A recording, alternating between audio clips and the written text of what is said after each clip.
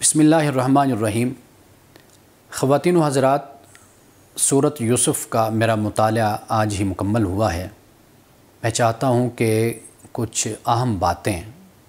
سورۃ یوسف سے متعلق میں آپ کے ساتھ شیئر کروں۔ صرف 3 باتیں میں آپ کے سامنے سورۃ یوسف میں سے سامنے رکھوں گا، اور یہ 3 باتیں ایسی ہیں کہ اگر ایک انسان ان 3 باتوں کو اختیار کر لے تو اس کی زندگی بدل جاتی ہے۔ سب سے پہلی اہم بات یہ ہے کہ اللہ سبحانہ و تعالیٰ نے سورۃ یوسف میں تعبیر الاحادیث کا ذکر کیا ہے، یعنی اس سے خوابوں کی تعبیر بھی مراد لی جاتی ہے کہ جو حضرت یوسف علیہ السلام کو سکھائی گئی، اور اس سے مراد باتوں کی گہرائی بھی مراد لی جاتی ہے، یعنی تعبیر الاحادیث سے مراد معاملہ فہمی بھی ہے۔ اور یہ معاملہ فہمی کب انسان میں پیدا ہوتی ہے؟ اس معاملہ فہمی کے لیے انسان مختلف حالات سے، مشکلات سے، مصائب و آلام سے گزرتا ہے، تو پھر انسان کو یہ معاملہ فہمی نصیب ہوتی ہے، یعنی آپ اس کو میچورٹی بھی کہہ سکتے ہیں، پختگی بھی کہہ سکتے ہیں۔ پہلی بات تو یہ ہے کہ جو سورۃ یوسف سے ہمیں تعلیم ملتی ہے اور جو ہمیں سبق ملتا ہے، جو ہدایت ملتی ہے، وہ یہ ہے کہ یہ جو پختگی ہے اور یہ جو معاملہ فہمی ہے، یہ جو میچورٹی ہے، یہ وقت کے ساتھ انسان میں آتی ہے۔ اور دوسری بات یہ ہے کہ اللہ سبحانہ و تعالیٰ نے یہ فرمایا ہے کہ واللہ غالب علی امرہ، اسی صورت میں کہ اللہ تعالیٰ اپنے معاملے پر، اپنے امر پر غالب ہے، یعنی ایک اللہ سبحانہ و تعالیٰ کی سکیم ہے، ایک اللہ کا منصوبہ ہے، ایک پلان ہے کہ جو خاموشی کے ساتھ اور بالکل خفیہ طریقے کے ساتھ وہ چلتا رہتا ہے، اور انسان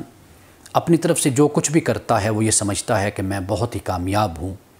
کہ میں نے جو پالیسی، جو منصوبہ اور جو پلان بنایا میں اس میں کامیاب ہو گیا۔ جب حضرت یوسف علیہ السلام کے بھائیوں نے انہیں کنویں میں پھینک دیا تھا، وہ اپنی طرف سے بڑے مطمئن تھے، بڑے خوش تھے کہ یوسف سے ہماری جان چھوٹ گئی،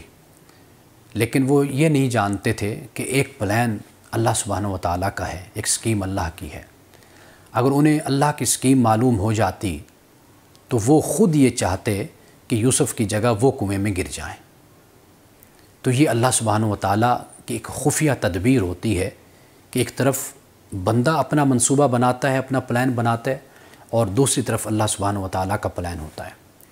آپ دیکھیے کہ حضرت یوسف علیہ السلام کنویں میں پھینکے گئے، وہاں سے ایک قافلہ گزرا جس نے حضرت یوسف علیہ السلام کو اس کنویں سے نکال لیا اور پھر اس کو مصر کے بازار میں بیچ دیا، جہاں سے عزیز مصر نے خریدا، اور پھر اس آزمائش سے گزر کر عزیز مصر کی بیوی اور مصر کی جو زنان تھی، خواتین تھیں، اس آزمائش سے، ان کی ہوس اور ان کی ہوا سے بچ کر حضرت یوسف علیہ السلام جیل میں چلے جاتے ہیں، اور پھر جیل کے بعد جب باہر آتے ہیں تو پھر آپ کو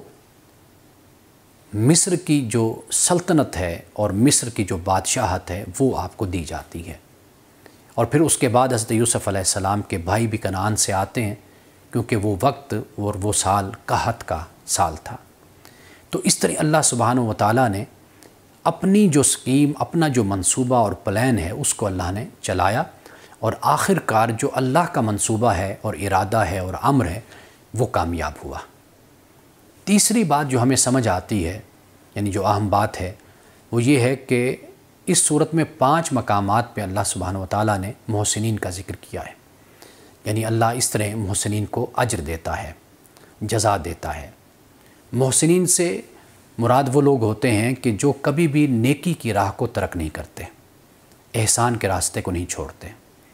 یعنی اگر معاشرے کی طرف سے ان کو تکلیف بھی ملتی ہے تو وہ منتقم مزاج نہیں ہوتے ہیں کہ معاشرے سے انتقام لینے چل پڑیں یا معاشرے کے لیے اپنے دل میں کینہ اور بغض رکھ لیں۔ سورۃ یوسف کا جب ہم مطالعہ کرتے ہیں، ایک بھی مقام ایسا نہیں ہے کہ جب حضرت یوسف علیہ السلام نے یہ کہا ہو کہ یہ جو کچھ بھی ہے یہ میری اپنی محنت ہے یا میری اپنی سٹرگل اور کوشش سے میں اس مقام پر پہنچا ہوں، بلکہ حضرت یوسف علیہ السلام نے اپنے بھائیوں سے کہا لا تثریب علیکم الیوم، آج تم پر کوئی ملامت نہیں ہے، یعنی میں تم سب کو معاف کرتا ہوں۔